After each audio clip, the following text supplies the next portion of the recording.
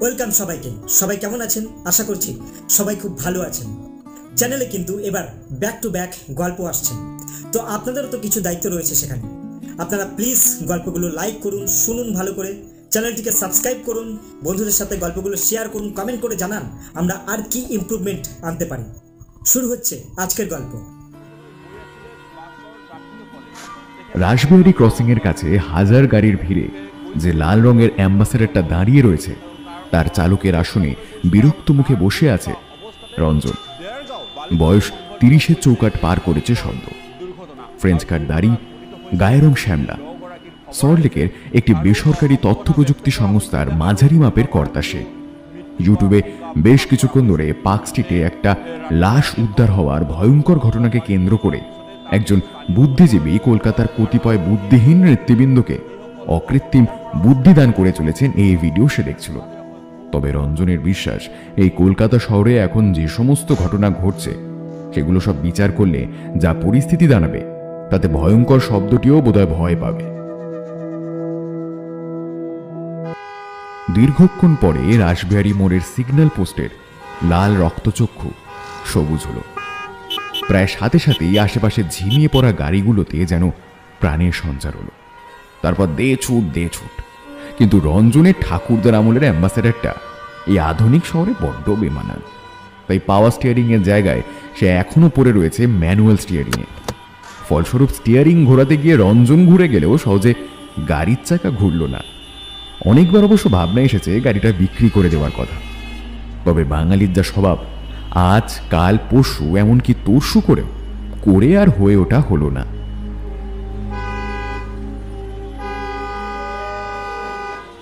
কে রে বাবা, এত কার তারা?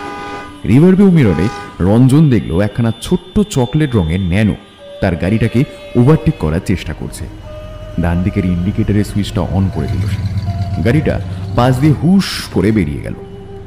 গাড়িটা দেখে বুকের ভেতর একটা পুরনো ক্ষত চিরবির করে উঠল রঞ্জনের। পৃথা। হ্যাঁ, এই ছোট্ট একটা নাম তার এই ভবঘুরে জীবনকে পাল্টে দিয়েছিল কিছু সময়ের জন্য। ন্যানো গাড়ি নিয়েই রাজ্যের চারদিকে চলা নানা হাঙ্গামা মিটেছে মাসখানেক হলো। তাই রাস্তায় মাঝে মধ্যে ওই গাড়ির দেখা পেলে সেটা মার্সিডিজ বিএমডাব্লিউর মতো সম্মান পেত লোকের কাছে। ফাল্গুনের এক সকালে এইরকম চকলেট রঙের ন্যানো করেই কলেজে হাজির হয়েছিল পৃথা, সেকেন্ড ইয়ারের ইংরেজি অনার্সের ছাত্রী। মুখটা অনেকটা পান পাতার মতো, টানা টানা চোখ দুটোতে যেন গভীর রহস্য খেলে বেড়াচ্ছে। রঞ্জন তখন ক্যান্টিনে বসে বাসি সিঙ্গারা চা সহযোগে গলাদ্যকরণের চেষ্টা করছিল। ঠিক সেই সময় আরো দুজন বান্ধবীর সাথে হাসতে হাসতে ক্যান্টিনে এসে ঢুকছিল সে। পৃথার পরনের বাসন্তী রঙের শাড়ি রঞ্জনের বুকের ধুধু প্রান্তরে সেদিন যেন বসন্তের শান্ত হাওয়া বইয়ে দিয়েছিল। রঞ্জন মনে মনে ভাবছিল, একবার জাস্ট একবার যদি তার সামনে এসে মেয়েটা বসে তবে তবে তবে তবে যে সে কি করতো চাই মাথাতেই আসছে না। হার্ট অ্যাটাক করে মরেই যেত বোধহয়। না, সেদিন সে রঞ্জনের সামনে এসে বসেনি, কিন্তু ভগবান বোধহয় যখন সুযোগ দেন তখন একদম অকৃত্রিম ভাবেই দেন। এর এক সপ্তাহ পরেই ঘটল দ্বিতীয় ঘটনাটা। তখনও অবধি রঞ্জন ড্রাইভিং জানত না। বাড়ির পুরনো ড্রাইভার মদনলাল তাকে কলেজে দিয়ে আসার নিয়ে আসার কাজ করত। সেদিনটা এখনো স্পষ্ট মনে আছে তার।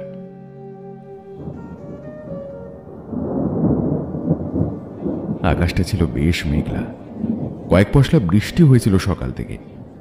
কলেজের গেট থেকে বেরিয়ে একটু এগিয়ে চৌমাথায় পৌঁছাতেই রঞ্জন দেখতে পেল পৃথার ন্যানোটাকে। বোধহয় ব্রেকডাউন। রাস্তায় দাঁড়িয়ে অসহায়ভাবে পথ চলতি সব গাড়িকে সে হাত দেখিয়ে যাচ্ছিল সমানে। কিন্তু এই যুগে গতিশীল সমাজে একজন বিপদগ্রস্ত নারীকে সাহায্য করার কেউ নেই। Excuse me. রঞ্জনের দিকে ঘুরে তাকালো পৃথা। তার চোখের কালো চাহনিতে সে বশ হয়ে রইল বেশ কিছুক্ষণের জন্য। কিছু বলবেন আপনি? কণ্ঠে যেন সপ্তসুর ঝংকার দিয়ে উঠল পৃথা। বলছি, গাড়ি খারাপ হয়েছে নিশ্চয়ই। হ্যাঁ, স্টার্ট হচ্ছে না, মনে হচ্ছে ব্যাটারিটা বসে গেছে। হ্যাঁ, তাই দেখছিলাম তখন থেকে কন্টিনিউয়াসলি নাড়িয়েই চলেছেন। হ্যাঁ, মানে হাত নাড়িয়ে হেল্প চাইছেন আর কি। তা কতদূর যাবেন? এই তো ল্যান্সডাউন পর্যন্ত। তো একটা অনুরোধ রাখবেন। হ্যাঁ, বলুন না। এখান থেকে কিছুটা দূরে একটা গ্যারেজ আছে, আপনি তাড়াতাড়ি গাড়িতে উঠুন। গ্যারেজে খবর দিয়ে আমার গাড়ি আপনাকে পৌঁছে দেবে। আমি ততক্ষণ এখানেই আছি। কি না না না, আপনাকে এত ব্যস্ত হতে হবে না। শুধু যাওয়ার পথে গ্যারেজে একটু খবর দিয়ে দিলেই চলবে। কি আশ্চর্য ব্যাপার, তা হয় নাকি? আপনি একজন মহিলা, তার উপর একা। আচ্ছা, অন্তত গ্যারেজ অবধি চলুন। ঠিক আছে, চলুন। কিন্তু আরে ঠিক আছে ঠিক আছে, অত সংকোচ করতে হবে না। আপনি পেছনের সিটেই বসুন, সামনে বসতে আমার কোনো অসুবিধা নেই। পৃথা গাড়িতে উঠল বটে, কিন্তু রঞ্জনের সৌভাগ্যের পুষ্করিণীতে সেদিন কাদা ঢেলে দিয়েছিল তার গাড়িটা। বেশ কয়েকবার চেষ্টা করেও গাড়ি আর স্টার্ট নিল না, বরঞ্চ ঘর ঘর শব্দে গোটা কয়েক ঝাঁকুনি দিয়ে কিছুটা এগিয়ে দাঁড়িয়ে গিয়েছিল। রঞ্জনের লাজুক মুখ দেখে পৃথার সে কি হাসি! তার চকচকে মুখের ঝকঝকে হাসির দিকে সে এক দৃষ্টিতে তাকিয়েছিল সেদিন। তারপর কি করে সেই হাসির ফাঁদে বন্দী হয়ে আস্তে আস্তে ছাদনা তলায় পৌঁছে গিয়েছিল তার অনেক গল্প।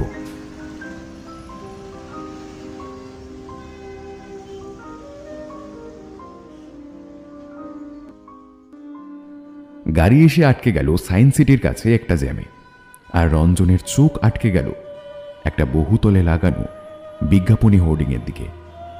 এক নারী ঘনিষ্ঠভাবে আলিঙ্গবন্ধন করে রয়েছে একটি পুরুষকে। হঠাৎ তার মাথায় আগুন জ্বলে উঠল। কৌস্তব, কৌস্তব, তার কলেজের বন্ধু। শহরের বাচ্চা বেঈমান সেদিন জন্মদিনে অফিস থেকে তাড়াতাড়ি ফিরে রঞ্জন সারপ্রাইজ দিতে চেয়েছিল পৃথাকে, কিন্তু সে যে নিজেই সারপ্রাইজ হয়ে যাবে ঘুণাক্ষরে তা বুঝতে পারেনি। দরজা খুলতেই রঞ্জনের বেডরুমে, রঞ্জনের বিছানায় তখন পৃথার তলপেটে মুখ ডুবিয়ে রেখেছে কৌস্তব। কৌস্তব, আজ যদি একবার পাওয়া যেত সেই স্কাউন্ডারটাকে! ব্যর্থ আক্রোশে দাঁতে দাঁত চেপে স্টিয়ারিংটা শক্ত করে আঁকড়ে ধরল সে। একটু পরেই আশেপাশের গাড়িগুলো আবার চলতে শুরু করলো।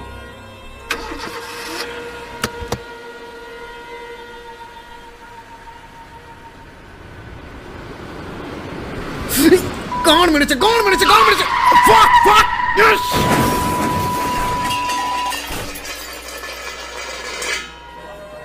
কিছু মারুক আর না মারুক, ততক্ষণে অবশ্য যা হওয়ার তা হয়ে গেছে।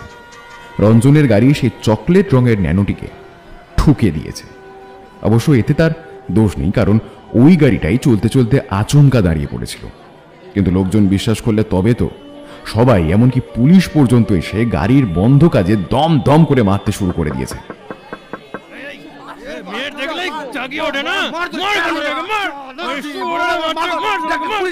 রঞ্জন কাজ নামিয়ে কিছু বলতে যাওয়ার আগেই হঠাৎ, শুনুন শুনুন বলছি, একটু দাঁড়ান। আরে গায়ে হাত তুলবেন না বললাম তো। চমকে উঠল রঞ্জন। ভুল শুনছে না তো? হলুদ রঙের সিফনের শাড়িতে তার সামনে দাঁড়িয়ে রয়েছে পৃথা। চেহারার কিছুটা পরিবর্তন হয়েছে, সানগ্লাসের আড়ালে ঢাকা পড়ে গেছে দু চোখের রহস্যময় সেই চাহনি। ক্ষণিকের জন্য বুকের মধ্যে জমাট বাঁধা অভিমানটা তীব্র হয়ে উঠল নিমেষে। বললাম না ওনার কোনো দোষ নেই। আরে দোষটা আমার। স্টার্ট বন্ধ হয়ে হঠাৎ। সমবেত জনতাকে শান্ত করতে আরো কি কি যেন সব বলছিল পৃথা, যার এক বিন্দু মাথায় ঢুকছিল না। রঞ্জন শুধু ওর মুখের দিকেই তাকিয়েছিল। কেউ যেন ধাক্কা দিয়ে তাকে গতিতে ফিরিয়ে নিয়ে গেছে। সব ঠিক হয়ে গেছে, পুলিশ আর পাবলিককেও শান্ত করা হয়ে গেছে, কিন্তু আমার গাড়িটার যা অবস্থা করে দিয়েছো তাতে দেখে তো মনে হচ্ছে বেশ বড়সড় খসবে। কি হাঁ করে দেখছোটা কি? পৃথার ডাকে এক ঝটকায় কল্পনার বারান্দা থেকে সজোরে বাস্তবের মাটিতে আছড়ে পড়ল রঞ্জন। ততক্ষণে তাদের চারপাশে কলকাতার চিরপরিচিত জ্যাম আরো বেশি করে জমাট বাঁধতে শুরু করেছে। কেউ কেউ টিপ্পনিও কাটলো। ও নাগর নাগরি, লটর পটর কেস, করো করো করো, ভালো করে করো।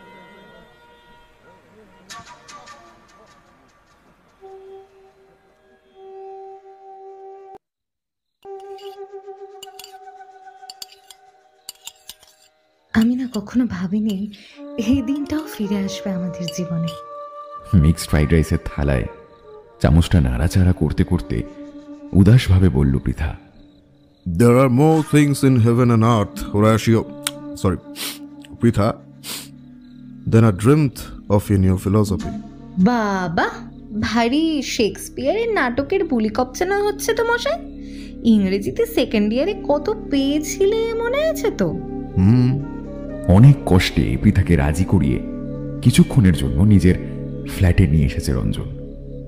ভাগ্য ভালো, নতুন কেনাই ফ্ল্যাটে বাবা মা এখন অব্দি এসে পৌঁছায়নি, হয়তো চলে আসবে দিন কয়েকের মধ্যেই। একটু আগে সুলতান ডাইন থেকে পৃথার পছন্দের মিক্সড ফ্রাইড রাইস আর ফিশ কবিরাজি আনিয়েছে সে। ওসব বাদ দাও পৃথা, তা তোমার কেমন চলছে আজকাল?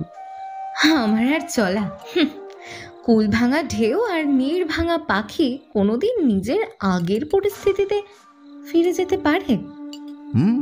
ভুলটা হয়তো আমারই হয়েছিল, একটু বেশি রিয়াক্ট করে ফেলেছিলাম সেই দিনকে। দুজনের মাঝখানে বেশ কিছুক্ষণের নীরবতা।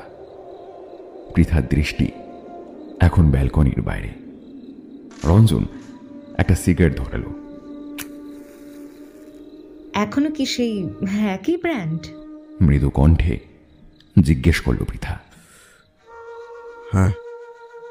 তা দিনে কটা করে হয়? ওই 3-4টে হবে, তুমি যেমন নিয়ম করে দিয়েছিলে। বাহ, আমি হারিয়ে যাওয়ার পরেও নিয়ম মানার প্রয়োজন মনে রেখেছো তাহলে। মায়েরই বলছি, তোমার দিব্যি, বিশ্বাস করো। আলতো করে ওর হাতটা ছুঁতেই বিদ্যুৎ চমকের মতন সেটা সরিয়ে নিল Pritha. I'm sorry Pritha, I think আমি একটু বেশি আবেগী হয়ে পড়েছি। কৌস্তব খুবই ভালো ছেলে, ওকে দুঃখ দিও না। হতে পারে, তবে নাও হতে পারে। মাস কয়েক ধরে কেউ বা কারা ওকে বিনামে চিঠি পাঠাচ্ছে। চিঠি? কেমন চিঠি? দেখো, চিঠির বিষয়বস্তু কৌস্তব আমাকে কখনোই বলেনি, তবে আন্দাজ করে নিয়েছিলাম কিছুটা। বোধহয় আমার আমার আমার চরিত্র নিয়েই হবে, কারণ তারপর থেকে ও আমার সাথে কথা বলা কমিয়ে দিয়েছে একদম।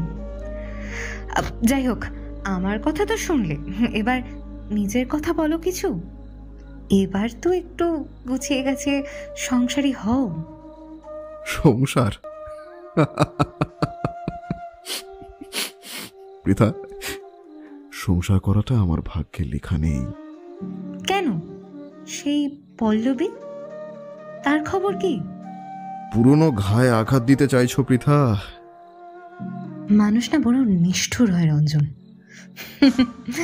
ये दुनिया बहुत खतरनाक है, साले दिल तोड़ के मौज मारता है। একজনের অনিচ্ছার উপরে তো আর একটা সম্পর্ক টেনে নিয়ে যাওয়া যায় না। আমি তোমাকে কখনো বলিনি রঞ্জন, বুঝতেও দিইনি যে পল্লবীর সঙ্গে তোমার যে অন্য রকমের সম্পর্ক আছে, সেটা আমি পল্লবী যেদিন আমাদের বাড়িতে প্রথম এসেছিল সেদিনই বুঝতে পেরেছিলাম। জানি তোমার হয়তো এই সম্পর্কে মন বসতো না। আসলে পল্লবীর একটা সেক্স অ্যাপিল ছিল তো, যেটা তোমাকে বরাবর অ্যাট্রাক্ট করেছে। আমিও নারী, তাই আমিও বুঝি পুরুষ কিসে আটকায়। যাক, বাদ দাও সব পুরনো কথা।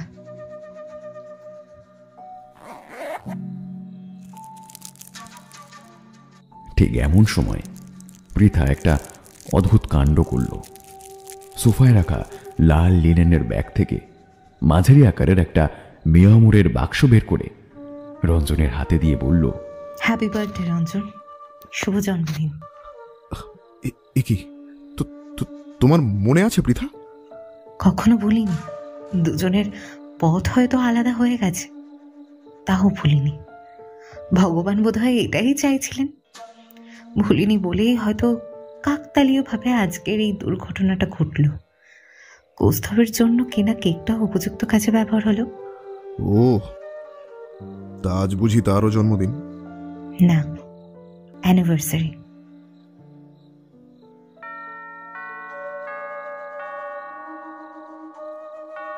ঢং ঢং করে দেওয়াল ঘড়িতে 12টা বাজল।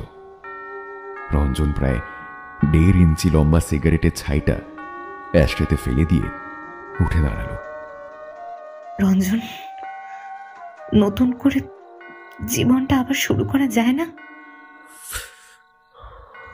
না পৃথা, না। আমার দুনিয়ায় এখন ভাটার টান।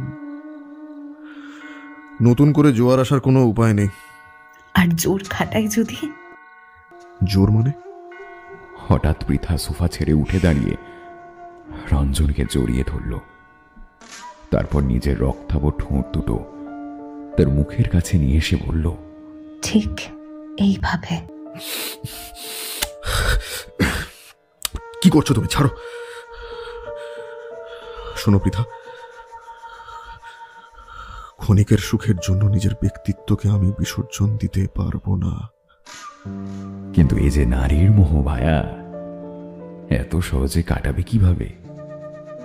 পৃথার নরম হাতের পেশন যেন আরো শক্ত হলো। ও ঠোঁটের স্পর্শ রঞ্জনের শরীরে লক্ষ কামের চিতা জ্বালিয়ে দিল। এক ছটকায় পৃথাকে বেডরুমে নিয়ে অতি সযত্নে বিছানায় শুয়ে দিয়ে সাউন্ড সিস্টেমে নিজের অতি পছন্দের একটা মিউজিক চালিয়ে দিল সে।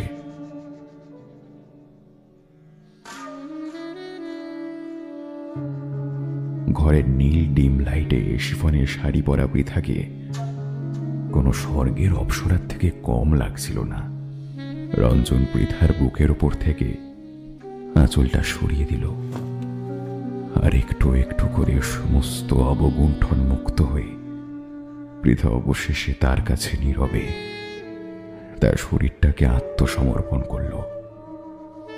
রঞ্জনের সমস্ত শরীরটা ক্ষুধার্ত সাপদের মতন দীর্ঘদিন পরে নরমাংসের স্বাদ পেয়ে সবটুকু চিটে পুটে নিতে চাইছিল। হঠাৎ তার মনে হলো পৃথার এই সম্পূর্ণ নগ্ন শরীর থেকে যেন আষ্টে গন্ধ বেরোচ্ছে, আর সেই গন্ধে রঞ্জনের পেটের ভেতরে নাড়ি পড়ি সব বাইরে বেরিয়ে আসার উপক্রম হচ্ছে। কি হলো রঞ্জন? থামলে কেন? আমি যে আজ শুধু তোমার। সে সঙ্গে সঙ্গে উঠে পৃথার কথায় কান না দিয়ে এক দৌড়ে বাথরুমে এসে ঢুকলো। একটু আগে যা খেয়েছিল হরহর করে সব বমি হয়ে গেল।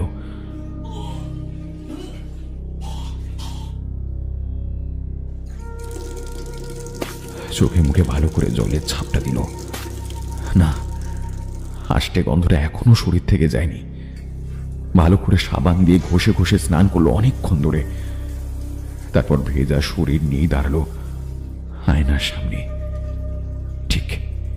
ঠিক তখনই মনে হলো আয়নায় যে প্রতিকৃতিটা পড়ছে সেটা রঞ্জন নয়। তার চেহারাটা যেন ধীরে ধীরে কৌস্তবের মুখের আদল নিচ্ছে। কাঁচের ভেতর দিয়ে সে তার দিকে আঙুল তুলে ফ্যাচ ফ্যাচ করে হেসে যেন বলছে, এটো খেয়েছিস তুই, এটো। পৃথা তোর নয় রঞ্জন, পৃথা তোর নয়, পৃথা আমার। পৃথা আমার, আমার আমার এটো খেয়েছিস তুই রঞ্জন, আমার এটো খেয়েছিস। রঞ্জন, কেমন খেতে লাগলো এটো জিনিস?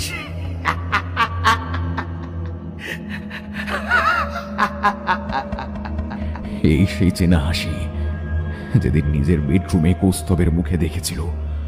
পৃথার দুই উরুর মাঝখানেও মাথা ঝিমঝিম করতে লাগলো রঞ্জনের। কাঁচের গায়ে সজোরে একটা ঘুষি চালালো সে।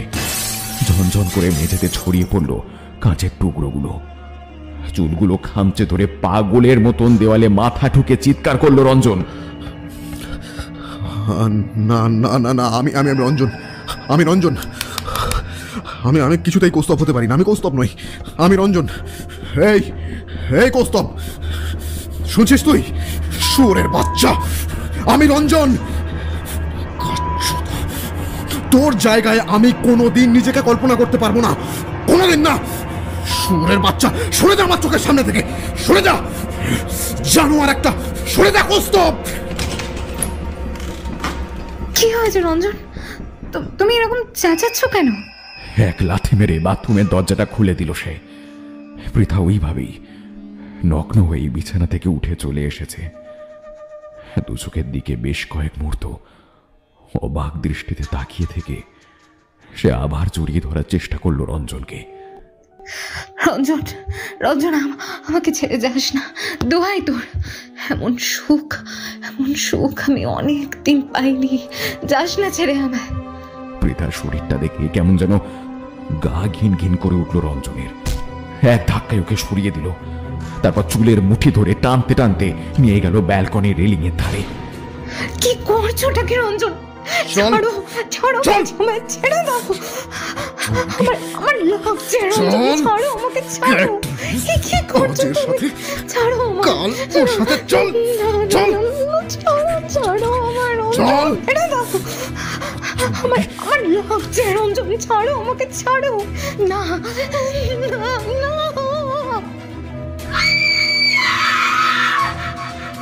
16 তলার ব্যালকনি থেকে পৃথার আর্তনাদ ক্রমশ ক্ষীণতর হয়ে মিলিয়ে গেল একতলায় বাঁধানো পাথরের মেঝেতে এসে। প্রায় সাথে সাথেই মাথাটা হালকা হয়ে গেল রঞ্জনের। মনে হলো অনেক দিন এরকম শান্তি জীবনে পায়নি সে। ব্যালকনির দরজাটা বন্ধ করে ভেতরে এসে দাঁড়ালো রঞ্জন। সামনের টেবিলের ওপর কেকের বাক্সটা এখনো পড়ে রয়েছে। মুচকি হেসে খুলে ফেলল সেটা। ব্ল্যাক ফরেস্ট, পছন্দের কেক। এক টুকরো কেটে নিয়ে মুখে পুরে চোখ বন্ধ করে নিশ্চিন্তে চিবাতে শুরু করলো। হঠাৎ ফোন বেজে উঠল কোত্থেকে। চেনা রিংটোন নয়, তার মানে রঞ্জনের ফোন নয়, পৃথার ফোন। সোফার এক কোণে পড়ে থাকা ফোনের স্ক্রিনে একটা নাম ভেসে উঠছে বারবার। ফোনটা কাটতে গিয়েও কাটল না রঞ্জন। স্পিকারটা অন করে হাত পা ছড়িয়ে বসে পড়ল সোফার উপর। কলের ওপার থেকে শুনতে পেল, হ্যালো ডার্লিং, আর কতক্ষণ? গার্লফ্রেন্ডটাকে কেকটা দিয়ে এসেছো? আমি ওয়েট করছি নিচে। মালটা খেতে গিয়ে জানতেই পারবে না কেকের মধ্যে অ্যাকোনাইট মেশানো আছে। পেটে গেলে মিনিট 2-3-এর মধ্যেই ফিনিশ একদম। তোমার বুদ্ধি আছে মানতে হবে, বুঝলে ডার্লিং? কতদিন ধরে ওয়াচ করে আজকে অপারেশন। কি হলো? হ্যালো হ্যালো, কথা বলছো না কেন? হ্যালো হ্যালো, আরে শুনতে পাচ্ছ? হ্যালো। আর হ্যাঁ, ভালো কথা, আর কেউ চিঠি পাঠিয়ে আমাদের মধ্যে চিড় ধরাবে না, কেউ না। হ্যালো, দূর ব্যাং, কথা বলছো না কেন? Hello hello.